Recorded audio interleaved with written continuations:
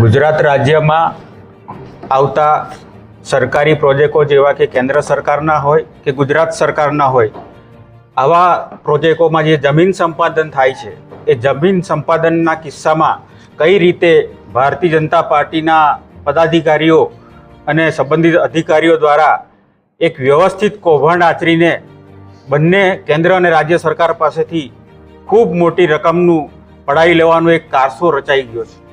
હું એક જ ઉદાહરણ આપીશ કે સુરત જિલ્લાના ઓલપાડ તાલુકામાં પાવર ગ્રીડ કોર્પોરેશન દ્વારા એક 765 કેવીઓનું સબસ્ટેશનનું નિર્માણ કરવાનું હતું।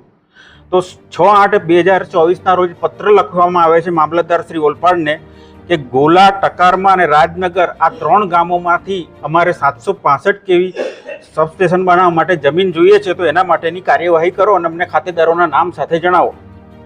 અને આ પત્ર લખ્યા પછી 20/8/2025ના રોજ જે જાહેરનામું power grid corporation of India દ્વારા બહાર પાડવામાં આવે છે, એમાં એ 3 ગામની જગ્યાએ ઓલપાડ ગામનો ઉલ્લેખ કરવામાં આવે છે। 3 ગામને કાઢી નાખવામાં આવે છે। આ 3 ગામમાં જંત્રીનો દર હતો 200 રૂપિયા, ઓલપાડ ગામમાં જંત્રીનો દર છે 600 રૂપિયા। અને આ જે 14 દિવસનો જે વચ્ચેનો પીરિયડ હતો, એ 14 દિવસના પીરિયડમાં 87 વીઘા જેટલી જમીન બિનખેતી કરવામાં આવે છે, જે કોઈ દિવસ શક્ય જ નથી। 14 દિવસમાં કોઈ પણ બિનખેતી તમે કરાવી જ ના શકો। એ 87 વીઘા જેટલી જમીન બિનખેતી કરવામાં આવે છે।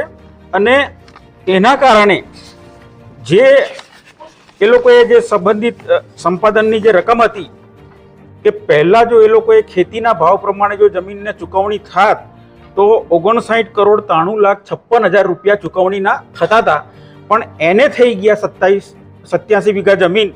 એના કારણે પાવર ગ્રીડ કોર્પોરેશને હવે 175,55,65,000 જેટલી રકમ, એટલે કે 115 કરોડ રૂપિયા 115 કરોડ રૂપિયા પાવર ગ્રીડ કોર્પોરેશને વધારે ચૂકવવા પડે, આ પ્રકારની કાર્યવાહી ઓલપાડ તાલુકામાં થઈ છે। અને જે પ્રકારના દસ્તાવેજો અમારી સમક્ષ આવ્યા છે, એ દસ્તાવેજોમાં સંબંધિત ધારાસભ્યશ્રી સહિત બધાના સગા સંબંધીઓના નામ છે।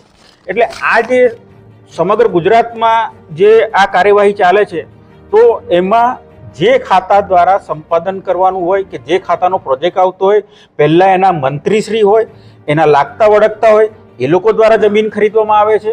બીજા નંબરે જે ખાતા દ્વારા કાર્યવાહી થાય છે, અધિકારીઓ દ્વારા, એના દ્વારા મળતિયાઓ દ્વારા જમીન ખરીદવામાં આવે છે। અને ત્રીજા નંબરે સેકન્ડ કેડર એમ તમે કહી શકો તો સ્થાનિક જિલ્લાના જે એ લોકોના ભારતીય જનતા પાર્ટીના આગેવાનો છે, એને માહિતી પહોંચાડવામાં આવે છે, એટલે એ લોકો જમીન ખરીદે છે। આ રીતે એક નેક્સસ બનાવીને